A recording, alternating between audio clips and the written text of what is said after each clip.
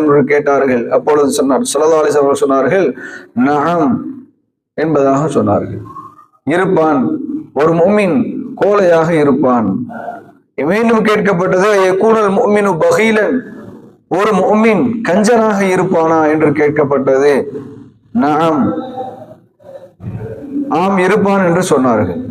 மீண்டும் நாயகத்திடத்தில் கேட்கப்பட்டது, யகூனுல் முஃமினு கذாபன், ஒரு முஃமின் பொய் சொல்லக்கூடியவனாக இருப்பானா என்பதாக கேட்கப்பட்ட சமயத்தில் ஃபகால லா என்று சொன்னார்கள்.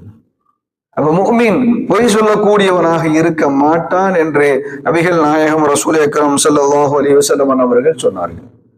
ஒரு முஃமின் கோழையாக இருப்பானா? இருப்பான். ஒரு முஃமின் கஞ்சனாக இருப்பானா? இருப்பான்.